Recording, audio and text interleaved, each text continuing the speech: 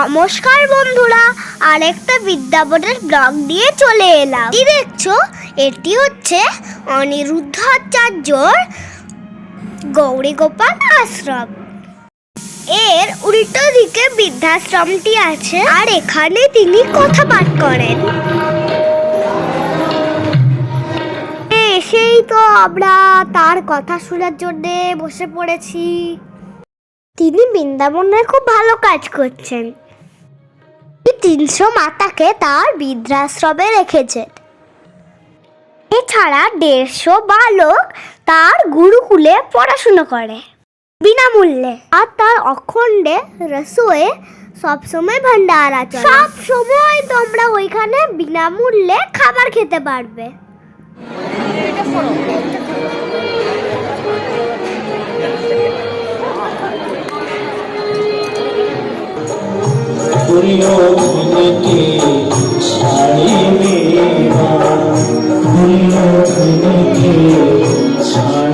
भगवान अवतार लेते हैं धर्म को बचाने।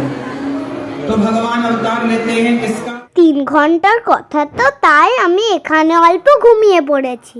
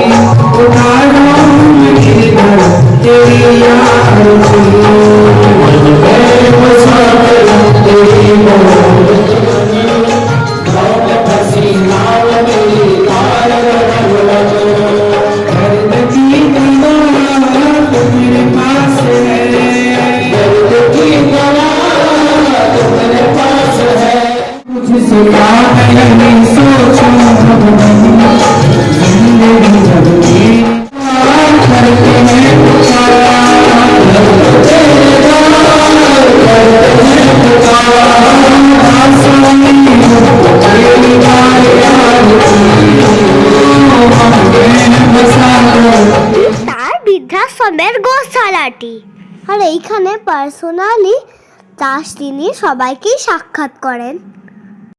আমরা কিন্তু সারাদিনই উনার ওখানে গিয়ে বসে থাকতাম। কিন্তু খুব ভালো মনের মানুষ, আর খুব মজা করতে পারে।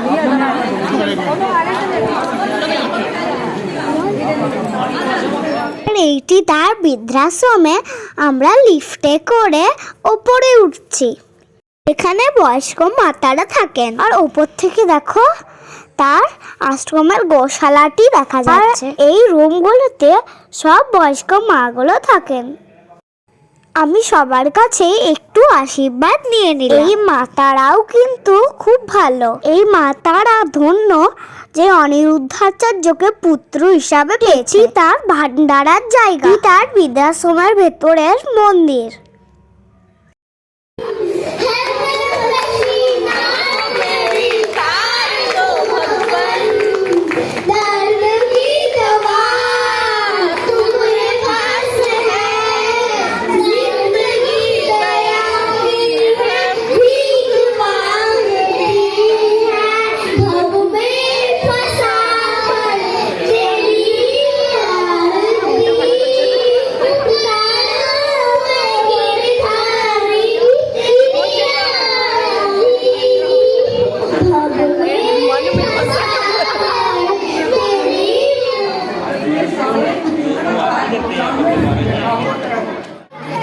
এখানে দেখো তিনি আবার পার্সোনাল সাক্ষাৎ দিচ্ছে। অনেকবার গিয়ে তার কাছে একবার আশীর্বাদ দিয়েছে।